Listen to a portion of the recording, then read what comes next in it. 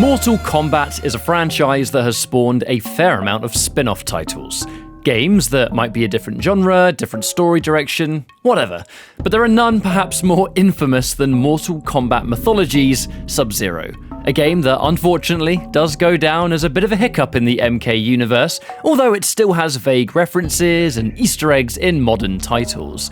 What you probably didn't know is that this game actually has a pretty intricate and complicated speedrun attached to it that has been refined a fair amount over the years, to the point where the world record Mythology's run as of right now contains incredible execution, optimization, all kinds of neat tricks, and basically making the game look like it isn't notoriously difficult and easy to get a game over in.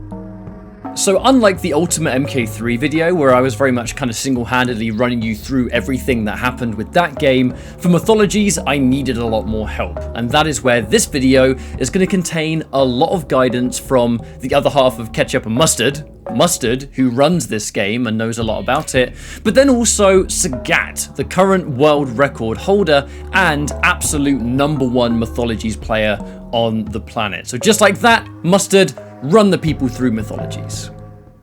Mythologies is at its core a side-scrolling action adventure platformer game, and that's the way I've always kind of seen it. When what really gives it its main identity is that it's a 2D side-scrolling action game with a Mortal Kombat move set and button config and all that stuff, right? Like it plays like a Mortal Kombat game in a platforming sense, and that really is what gave it its main kind of like appeal, I would say, especially as like someone that played it as an MK fan that also liked platformers. It was the most noticeable thing immediately. But the game itself, you go through a couple of different realms. You play as the original Bihan. The game is set, it's a prequel to MK1, so it's set before the events of the first official Mortal Kombat game. So, certain elements that are like referenced in other games even today take place in this game via the cutscenes or, the in-game levels and stuff like that. And it still kind of has its place in the MK lore universe, as it were. But the real thing about the game was the control scheme.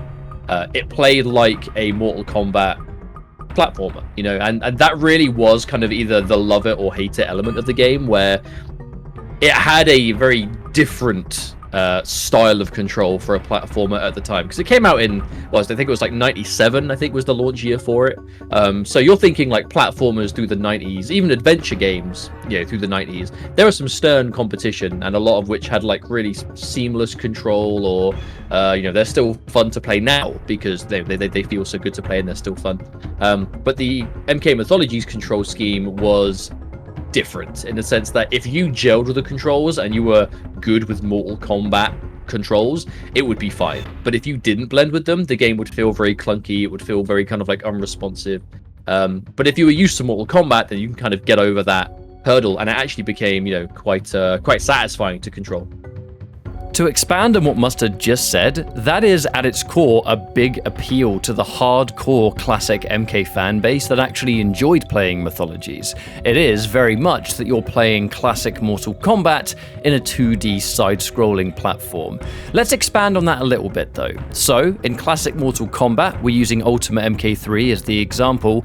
The high punches, the low punch, high kick, low kick, block, run, it's all there, and it is exactly as you remember. But from a more high level, a few things that you can do in these games on a competitive standpoint actually work in Mythologies too, which allows for either fights to be easier or for general speedrun strats that wouldn't be possible without it. First of all, glitch jabs. Being able to protect your high punches or your low punches with a block being buffered in actually works in Mythologies and can be really useful. Secondly, and arguably more important, you can go for the jab cancel, where you essentially cancel the recovery of your jab by inputting another attack instantly afterwards. So in this case, high punches come out so fast, but when you do the cancel trick, it recovers a lot faster than you might think. So Mythologies, it's a cheap game, and by that I don't mean the price, because it actually can, set you back a fair amount if you want a good condition copy nowadays. It is a cheap game in terms of it will just kill you out of nowhere. On just about every level there are death traps. On every level there are enemies placed in such a way that they'll hit you once and knock you off the edge into instant death. It has the traditional MK style of AI where they can move read, and if you jump, they will immediately do like an instant jump attack, which anti-airs you and you can't stop it. If you try and move through them, they'll throw you first, and there are, on just about every level, that is something you're going to be dealing with. Like, there is no level in the game that's like a safe level. I would say the biggest time loss you can get in a run, for the most part, is if you die. Because a lot of the checkpoints, they're not very forgiving. On certain levels, dying means you pretty much have to reset or you're not going to get a decent time. And because dying is so easy, i.e., falling off pits into death traps, getting crushed by things, enemies knocking you into things, certain enemies doing a lot of damage and kind of getting stun locked, it is very difficult to get a completely deathless run, because one slip up in I think a good time is like sub 40 minutes. One small slip up in 40 minutes can mean you die, and that's it. You've lost a bunch of time. So the game is separated by different levels, and I mean, there's nothing too fancy there. It's just it's what the objective is at each level. Because when you really break it down, it's usually just go here, interact with item, go there, end level, beat boss, and stuff like that. When you really break it down, that's what near enough most levels end up being. Most of the enemies you can run past. You don't need to actually kill any enemies for them. Really, you can get away with almost like a pacifist run and run past most if you want. But the big thing you have to remember is, by the time you get up to the end of the fortress and you get to the Quan Chi fight, you need a certain amount of experience, otherwise the game just kicks you off to the main menu. So now we've kind of set the premise of things, I wanted to ask Mustard to go over each level one by one, really pointing out, as a speedrunner, what makes each of the different levels unique and why. So here we are.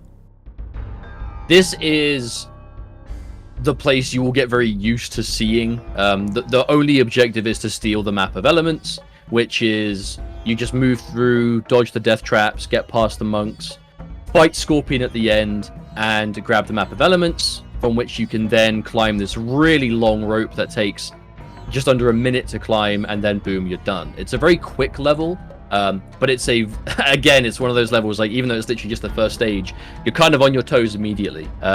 You can get away with only killing a couple of the monks just for experience purposes, because the more you kill enemies, the more experience you get, and you need experience to unlock special moves. You don't need every special move, but there are a few in particular that you need to make sure that you get, and killing specific enemies along the way will kind of just make sure that you have enough experience for the moves without having to arbitrarily stop on every enemy and waste a bunch of time. The important thing is making sure that when you fight Scorpion, if you're doing like the proper run, you don't kill him. For one simple reason: if you kill Scorpion, it adds time to the playthrough, because if you kill Scorpion, the only gameplay change is when you get to the prison later in the game, you have to do another Scorpion boss fight, and he looks a bit different. He's like MK3 Scorpion. But it is completely optional and just adds game time. So you never kill Scorpion here, you always let him live. Now, stage 2 is definitely, I would say, the most infamous stage in the whole game. It's the Fujian level, it's the Wind Temple, or, the Wind, whatever you want to call it. I think the game just calls it the Himalayan Mountain, but it's the Wind Temple level. This is a punishing level, and where most people will reset. If you die at any point on this stage, there is no point continuing the run. There is no safety. Getting a hit just about anywhere on the stage will result in you falling off and needing to restart. And even though it's not the most difficult stage in the game, it is definitely the most punishing to your time. And not just by falling off the stage and having to reset because you've wasted time. The whole level is on set cycles. So you have these segments with these kind of, very popular kind of spinning brown discs that you have to jump and platform along. They're on preset cycles, and if you miss the cycle, you have to stand there, waste time, wait for them to come around again. And not only that, there are a handful of jumps that can only be made via wind gusting underneath you that gives you enough distance to make certain jumps, and all that is on preset timers. So if you are late and you're really slow and you miss those cycles, you end up wasting a ton of time, and again, you get to the end of the stage, realize just how much you had to wait, and you may as well reset. It is definitely the place that I personally reset the most just because of how unforgiving it is.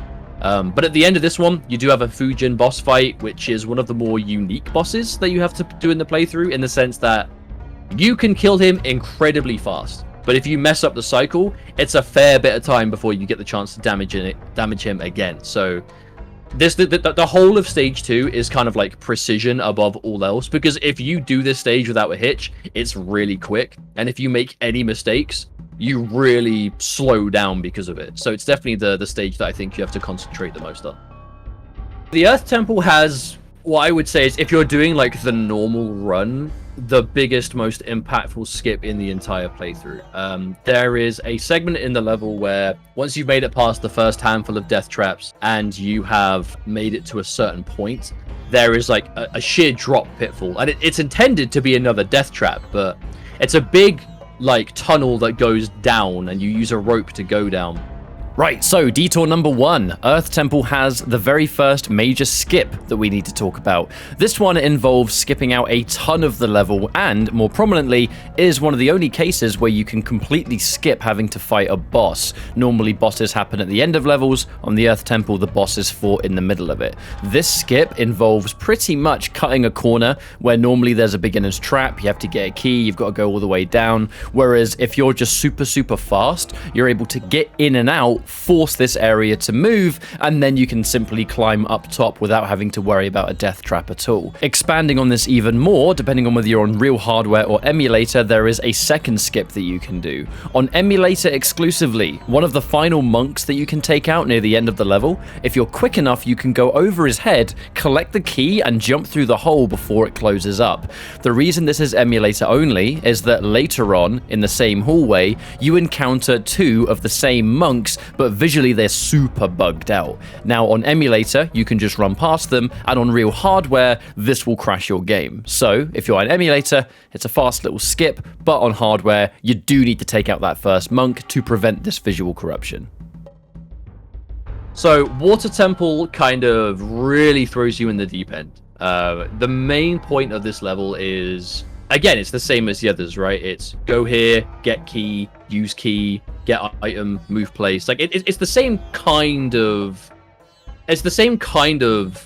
idea that the other levels go by, but the objective here is to get 3 elements of water. So, you know, pick up the items, get to the end.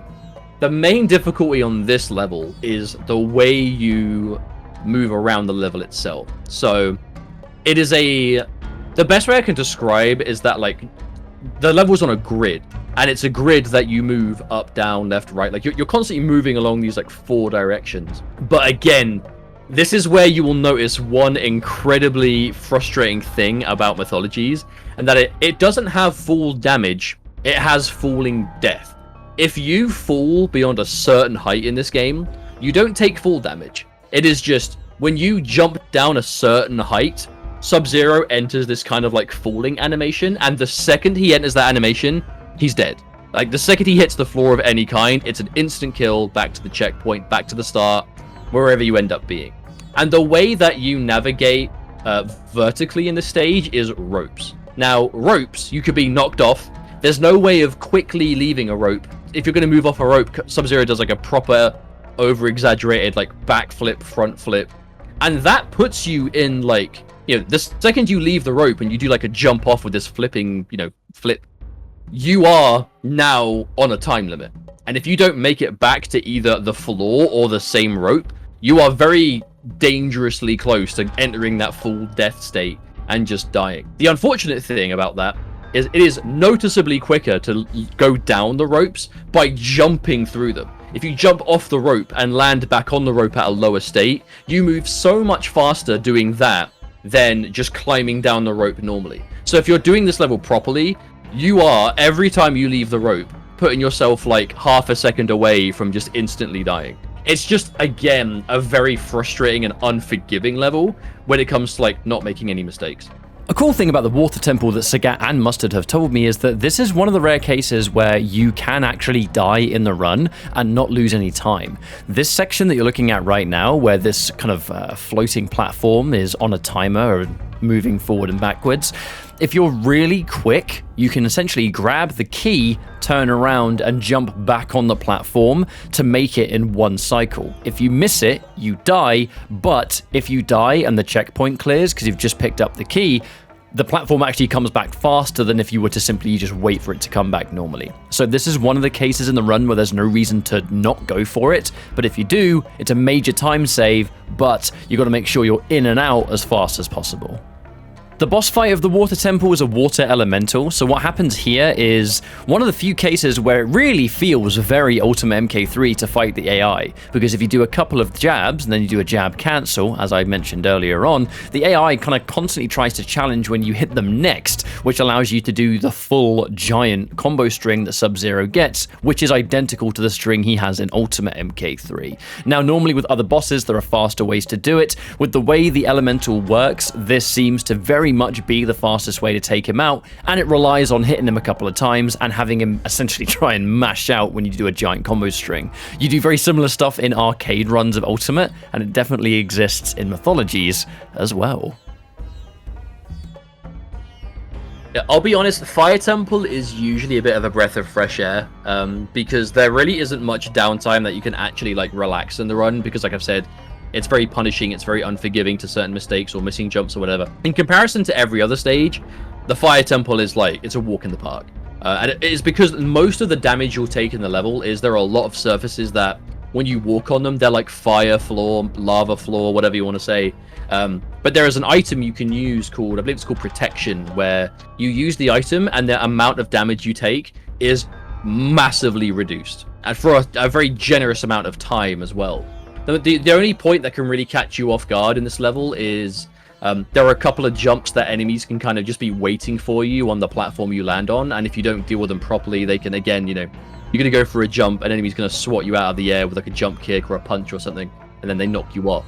But in comparison to like every other stage, this level is a lot easier. You know, you make sure you've got a protection, you pop it, you've probably got a couple of health items, so even if you find yourself low on health, you can kind of give yourself a top up.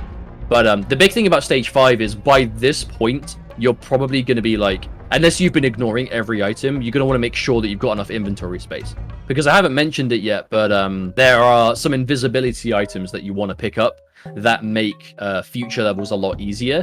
One of them you find on the Earth Temple, and the second one you pick up on the Fire Temple. So Earth Temple is one, Fire Temple is the next, and you need to get a lot of keys on the Fire Temple. Like there's a lot of keys you need. So if you've like got a full inventory, it could be quite clumsy trying to like make inventory space and wasting items to make sure you can pick them all up. So even though the Fire Temple is a lot easier than the other ones, you can still lose time if your inventory is getting pretty clogged up. The Fire God boss has different ways to be able to take him out efficiently. The first, and probably easiest, is to do a meaty uppercut in the corner. So you want to knock him into the corner first of all, and he kind of gets stun locked either on block or hit. A version that Sagat does in one of his finer runs is being able to use the jab cancel trick, like I mentioned earlier on, to essentially keep him in a constant set of hit stun, trying to interrupt, and it essentially just loops over. This one's more execution heavy, but as you might expect, it's a lot faster, so Sagat goes for it. The prison is where it really begins to ramp up, I would say. The enemies get a lot more health than usual. You need to use a lot of your mana bar to kind of like, you know, get enough freezes to kill enemies, because when you kill enemies in this game, there's kind of like preset optimal combos you can do to them depending on like what abilities you've unlocked or, you know, how much mana you have left. By the time you get up to the prison, there are a lot of enemies that you kind of have to kill, and it costs a lot of mana to do that. You know, there are prison guards that if they die just off the screen, they respawn, and that's going to waste a lot of time. There are these, you know, definitely not just recycled Judge Dredd armor from that cancelled arcade game, prison guards around as well. The big thing about these like kind of Judge Dredd looking enemies is a lot of them have guns, and that's where the invisibility comes in. You're going to use one of the invisibilities straight away, because when you do that, one of the enemies that would normally just shoot at you, and while you're dodging like, you know, giant mallets in the background and, you know, making some jumps, you're not dodging fireballs at the same time. And that really is useful. But one of the coolest things about the Netherrealm, though, is when you get to like the laser grids, there are enemies like set before them that, again, you know, these enemies, they've got a lot of health by this point in the game, but you have these like laser walls that you have to kill the enemy in front of it to deactivate them. And if you walk into the laser wall, you bounce off of them. If you knock the enemy into the wall, they kind of like bounce off of it, and you can do like these really cool infinite juggles to like instantly kill the enemies. As well as some like little optimizations through and through. It's just, this is the level where you'll probably have to like kill the most enemies just to get through, because there are a bunch of objectives that will not open unless the enemy in front of it is dead. So what I think is the coolest thing about the Netherrealm is, and it's not something that I've ever been able to do in a run, but Sagat's done it in like the current world record, is there is a skip that basically bypasses the boss fight of the Netherrealm, but it is the single most difficult thing I've ever seen in, or I would say it's one of the most difficult things I've ever seen in a speedrun. In terms of, you have to keep one enemy alive for a long time. It's constant AI manipulation, difficult positioning. It's ridiculously fiddly, and it involves keeping an enemy alive far into the level that they should not be at. You're literally doing like, you know, roundhouse kicks to make the enemy take jumps that they're not supposed to be taking. You're respawning an enemy so it gets health back off screen. Like, it's super difficult, super complicated, but it's really impressive. Ah, yes. One of the tricks that really dates back to the older days of Mythologies running, and I think task creation as well, from back in the day with players like Dark Fulgor, Dead, really well-known kind of arcade tassers and combo artists, especially Dead, going into Mythologies and finding tech, one of which was called Enemy Assist, using an enemy to knock you into a certain part of the level that you shouldn't be at this early on to cut out a significant amount of time. Nothing more prominent than the end of the part 2 of Netherrealm. You skip the entire boss sequence by keeping an enemy frozen. That's one trick that Mustard already mentioned, but by moving this one enemy all the way to the end of the level, you can actually force him to uppercut you into a platform that you can then ledge grab and cut out a significant part. I think this trick saves about 15 seconds according to Sagat, but setting up this entire sequence is insanely difficult. It utilizes the ability of freezing an enemy after grabbing a ledge, which is a very tight input. It utilizes an enemy uppercutting you into a ledge, again, hard to replicate, especially seeing as this enemy is so weak at the end of it that if you mess up and hit him, he's probably dead and you can't get the boost. And then the nature of keeping this guy alive all this way is very difficult as well. So pulling this off is an absolute game changer, and Sagat remains one of the absolute only players that has ever got this in a real run scenario. So Bridge is just, again, like, by this point you just have to be used to the bosses. The boss of the level is kind of like the big mech suits and the dinosaur, but again, it's about manipulating them in a certain way. But if it goes wrong, they do a lot of damage. You might go through a lot of health items. Yeah, they have a lot of like invincibility to them that if you're not playing against them right, then they're just gonna keep slowing you down. Mustard and Sagat have both remarked about the bridge being mostly an opportunity to save some time. Small little bits of platforming that if you do it all right can squeeze out a couple of extra seconds here and there, where if you have lost time in the run prior, this can very much be a good stage to make up for it, but it does remain one of the simpler ones. Now that does open up to the final stage where things get a little bit complicated. Shinnok's Fortress, the final stage in the game, is definitely one of the more punishing and most significant in the entire run. The thing is, the entire level being one of the larger ones, there's elevators everywhere. Everything looks rather similar and it can be very easy to get lost, on top of there being important boss fights, and we haven't mentioned this until right now because this is where it matters the most. You need to have a certain amount of XP, otherwise the game will not let you finish Mythologies. It pretty much just roasts you for being weak and then the game is over. You need to have the right amount, which is about 5,300. Now, what that means is, on the way through this game, landing attacks on different enemies grants you XP along the way. You are tactically choosing which enemies you can and can't afford to stop to spend time on taking out, and very prominently at the end of Shinnok's Fortress, the boss fights are an absolute absolute fantastic opportunity to get the XP that you need. There are common skips, potential skips that could work here. In this task video demonstrated by Fly, you can knock Jataka out of the map instantly. This is something that works for a bunch of enemies, but for her, when she hits out of bounds, she pretty much dies straight away. The reason it's not used in the current run is because you need the XP from fighting the boss, so instantly killing her doesn't let you reach the goal that you pretty much need. This is a conversation for later though, because there are some theories here still to be explored.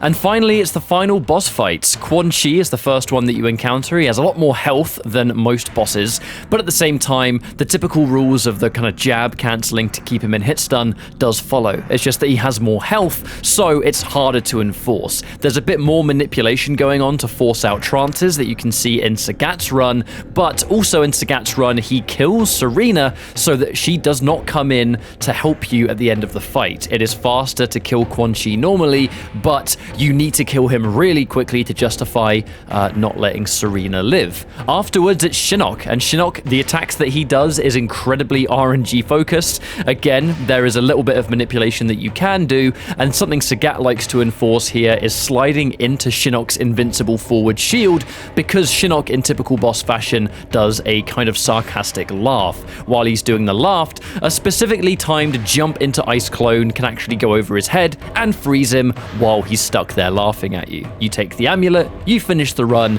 GG's, you just beat Mythologies very fast indeed.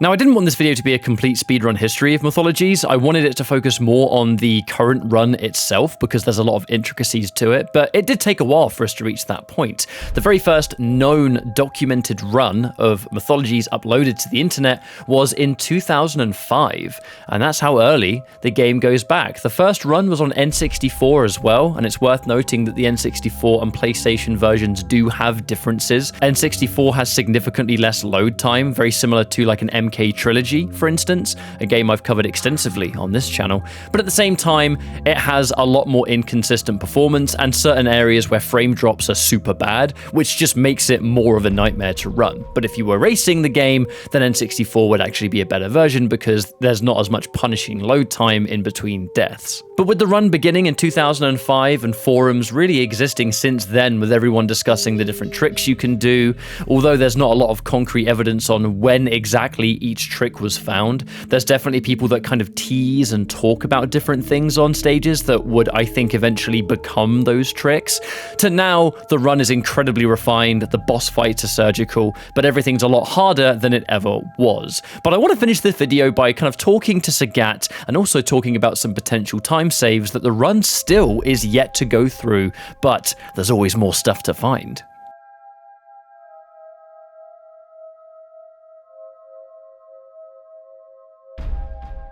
Right, so I will start from the start.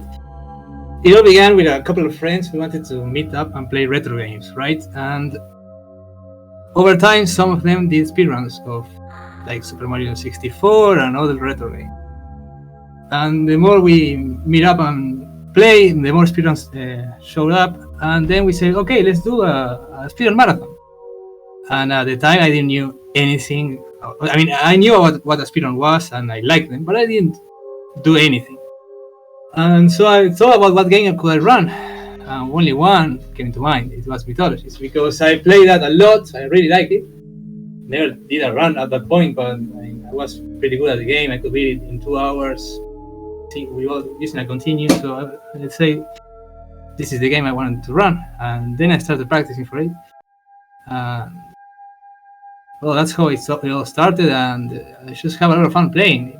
I mean, I think the gameplay from MK3 and MK3 is great. I really like playing the game too. And for me, Mythologies is like that gameplay in a side-scroller platformer game. I just have a lot of fun. That's really the answer. For me, it's really fun.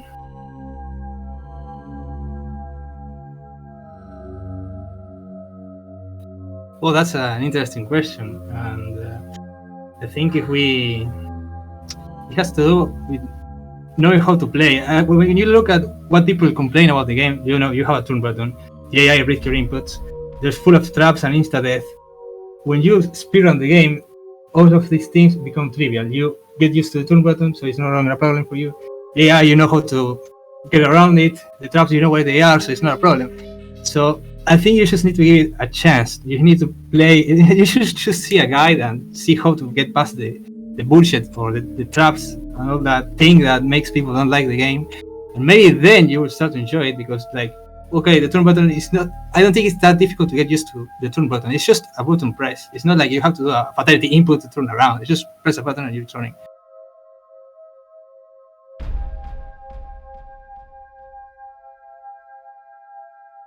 So that's a really good question. I forgot to mention a lot.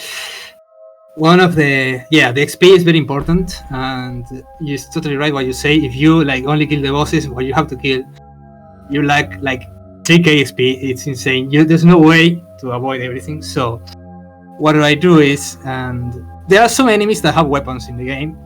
That, for example, you have the sword monks in the first level. You have the one with a halberd in the third level. You have the guys with the axe in the final level. Usually, the enemy when he has a weapon, it's pretty dumb. Like, he can run at you and attack you, and that's all he can do. Run and attack. That's all he can do. He can block, he can grab, he can do a sweep. He has nothing to do. So, in the Water Temple, this is something I forgot.